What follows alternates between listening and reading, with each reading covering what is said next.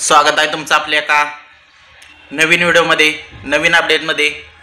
मित्रांनो, आज एक भव्य दिव्य असं मौजे गानंद या ठिकाणी ओपनचं बैलगाडी शर्यतीचं जंगी मैदान संपन्न होणार आहे आणि या मैदानाचे लॉट काढायला सुरुवात केलेली आहे। मित्रांनो, तरी आपण काही नामांकित नंदीचे गट क्रमांक आणि तास क्रमांक या व्हिडिओच्या माध्यमातून सांगणार आहे। व्हिडिओ शेवटपर्यंत पहा। व्हिडिओ आवडल्यास लाईक करा, कमेंट करा आणि आपल्या चॅनलला सबस्क्राइब करायला विसरू नका।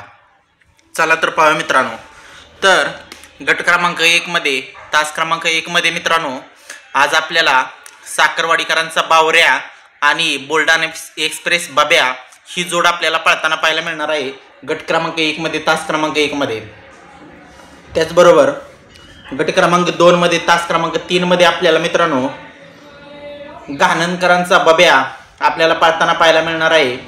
घरचंच मैदान आहे गानंदकरांचं बाब्याचं आणि आज आपल्याला बाब्या गट क्रमांक 2 मध्ये, तास क्रमांक 3 मध्ये पळताना पाहायला मिळणार आहे। त्याचबरोबर मित्रांनो, त्याच गटामध्ये म्हणजेच गट क्रमांक 2 मध्ये, तास क्रमांक 4 मध्ये करडणकरांच्या आणबानशान लक्ष्मणराव आणि सुंदर घरचा साज आपल्याला पळताना पाहायला मिळणार आहे मित्रांनो गट क्रमांक 2 मध्ये, तास क्रमांक 4 मध्ये। त्याचबरोबर आजच्या मैदानामध्ये गट क्रमांक 4 मध्ये, तास क्रमांक 4 मध्ये उर्मिलाताई यांचा अर्जुन आपल्याला पळताना पाहायला मिळणार आहे। अर्जुन किंवा राजा या दोन्ही नंदीपैकी एक नंदी आपल्याला गट क्रमांक 4 मध्ये, तास क्रमांक 4 मध्ये पळताना पाहायला मिळेल मित्रांनो। त्याचबरोबर गट क्रमांक 5 मध्ये, तास क्रमांक 1 मध्ये एम नानांच्या नावाने चिठ्ठी निघालेली आहे मित्रांनो। तर आपल्याला आज एम नानांचा राजा आणि घोटकरांचं सर्जा ही जोड आपल्याला पळताना पाहायला मिळणार आहे गट क्रमांक 5 मध्ये, तास क्रमांक 1 मध्ये।